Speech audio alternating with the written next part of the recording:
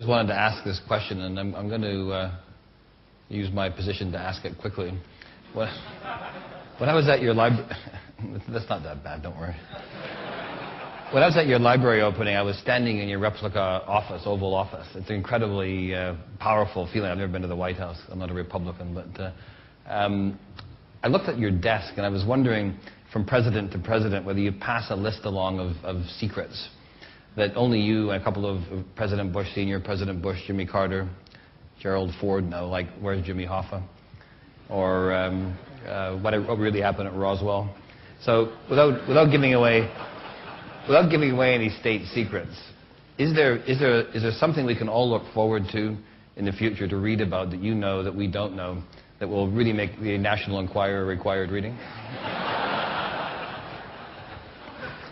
I don't know if you all remember this, but there was actually, when I was president in my second term, there was an anniversary observance of Roswell.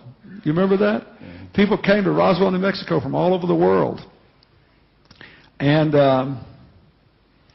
there's also a site in Nevada where people were convinced that the government had buried a UFO and perhaps an alien deep underground because we wouldn't allow anybody to go there.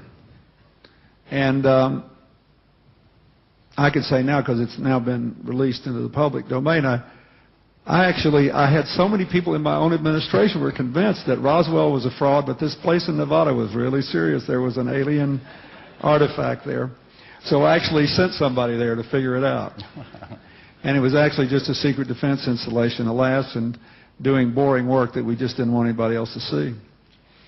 So I can't think of that. I'll give you a serious thing, though.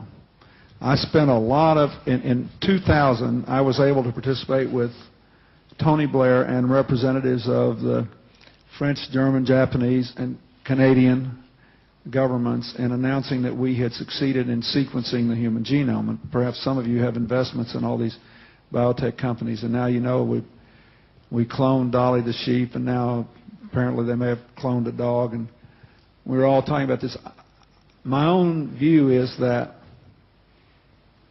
assuming we don't do something stupid like burn ourselves up with global warming or blow ourselves up with a military conflict we could just as easily avoid, I think a lot of these biotechnology issues will be the dominant sort of intellectual and ethical challenges of the lives of those of you who are 10, 20, 30 years younger than I am.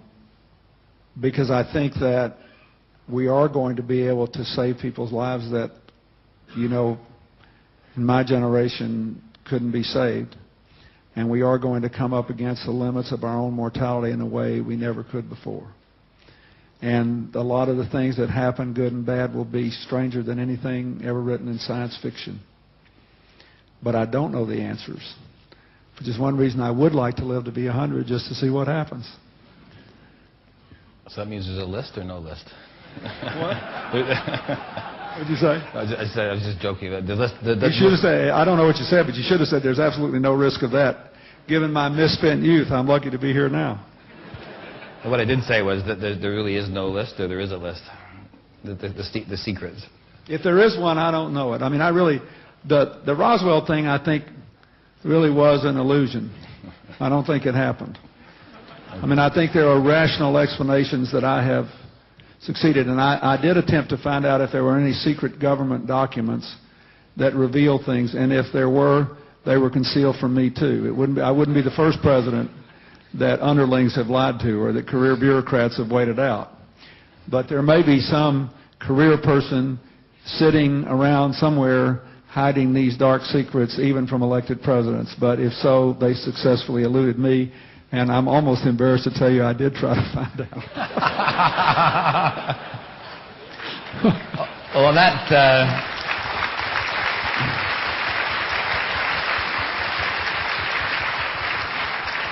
I do believe, by the way, I'll be just as one more flaky. You can also be flaky when you're out of office.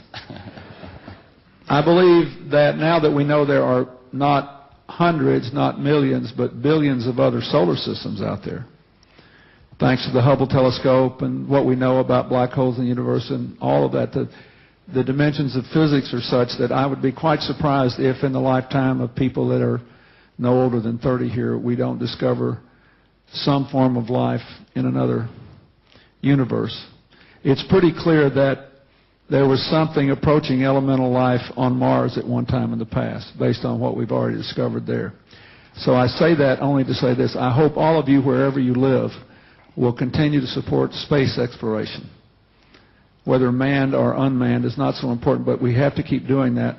And I'm afraid that there will be a waning interest in it in the future. I think it's a great mistake. I think we should continue to explore the boundaries of our existence, both into the earth and beyond the skies. When I was president, we discovered in the bottom of the Amazon River, we were just a small part of this, but 2 previously undiscovered forms of marine life so deep in the Amazon that they had never been found in all the efforts of marine biologists. So I think there are lots of interesting discoveries, biological, on Earth, and other discoveries in the heavens that those of you who are younger will get to see unfold. You'll have all kind of problems with them, but on balance, it'll be a plus. And it'll make life much more interesting. Well, as usual, 90 Minutes with President Clinton is never dull. It's a really wide range of subjects, and I thank you all very much for participating today. Please join me in welcoming the President, thanking the President for his... Thank you very much. Thank you.